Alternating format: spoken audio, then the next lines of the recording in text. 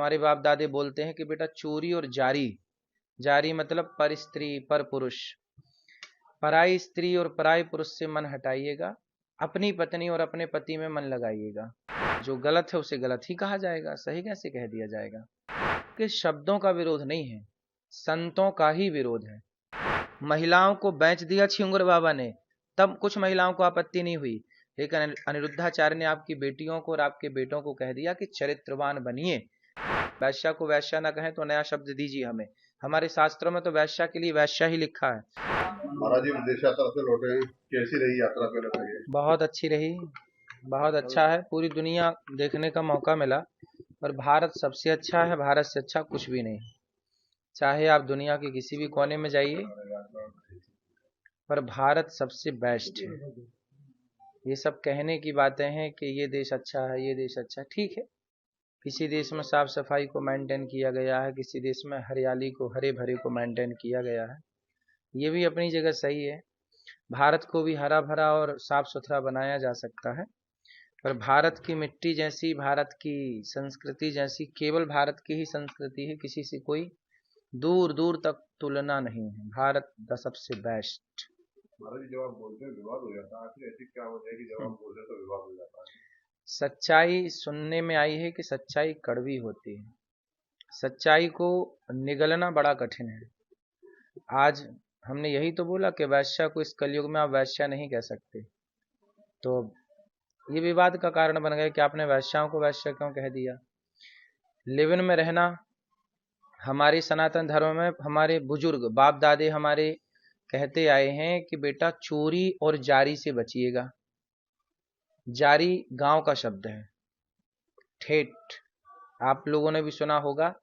हमारे बाप दादे बोलते हैं कि बेटा चोरी और जारी, जारी मतलब पर स्त्री पर पुरुष, पराई स्त्री और पराई पुरुष से मन हटाइएगा, अपनी पत्नी और अपने पति में मन लगाइएगा। यही कह दिया तो विवाद हो गया। कुछ स्त्रियां कुछ लिव-इन में रहकर, इसके संग रहकर, उसके संग रहकर, उसके संग रहकर, फिर तीसरे के संग, लड़की हो या लड़का दोनों, 4 जगह मुंह मारना।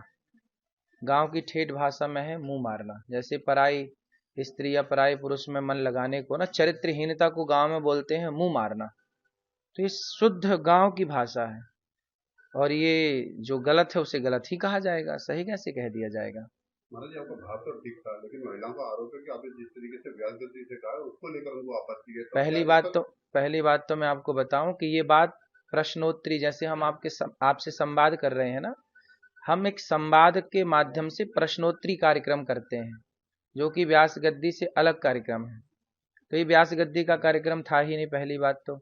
दूसरी बात, आपने कहा कि आपने शब्द कुछ ऐसे कहे, ठीक है, पूज्य प्रेमानंद जी ने तो ऐसे शब्द नहीं कहे, फिर भी उनका विरोध हुआ। इसका मतलब है कि शब्दों का विरोध नहीं है, संतों का ही विरोध है। यदि शब्दों का विरोध होता तो केवल मेरा होता, फिर पूज्य प्रेमानंद जी ने तो शब्द ऐसे नहीं बोले, कठोर शब्द, फिर क्यों विरोध हुआ?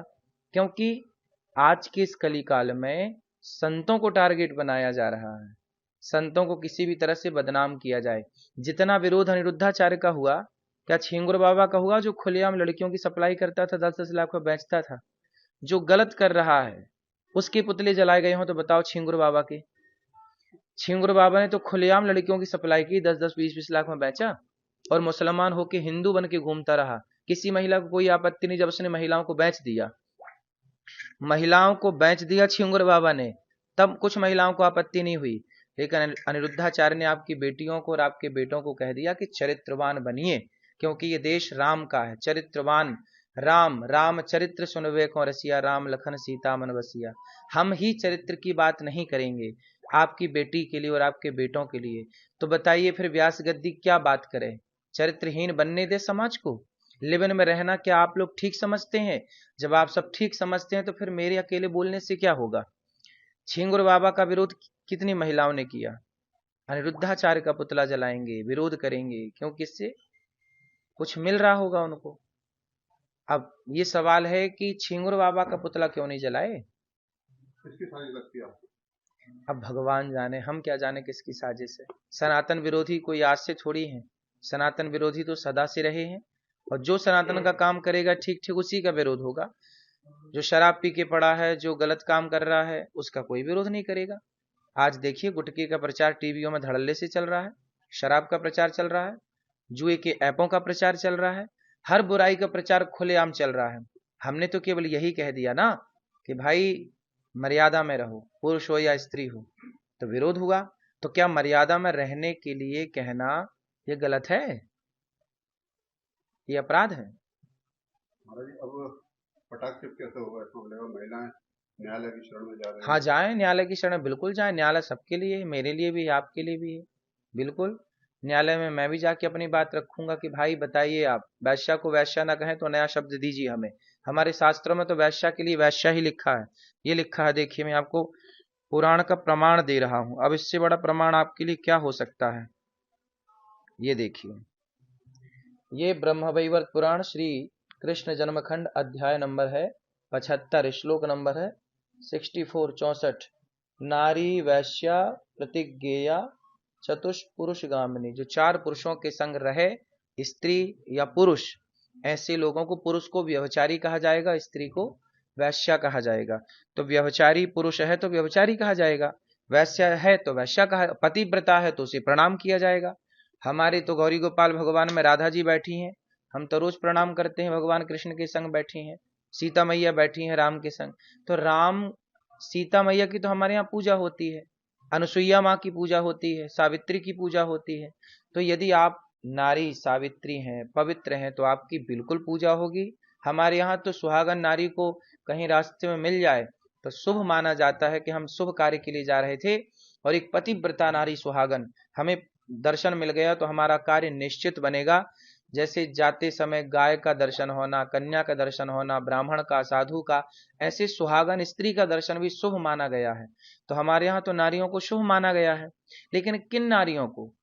जो कुलटा हैं, जो पर पुरुष से गमन करती हैं, या जो इस पुरुष पर नारी से गमन करता है, क्या ये भी उसी श्रेणी में आएगा? महाराज जी, जो महिलाएं विरोध कर रही हैं, उनका गुस्सा कैसे शांत करेंगे? अब भाई उनका गुस्सा तो उनके भगवान शांत करें, हम क्या शांत करें? हम थोड़ी गुस्सा दिला रहे हैं किसी को।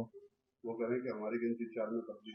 नहीं, आप 4 में क्यों रहें? आप जो 96 लोग हैं उनमें रहिए।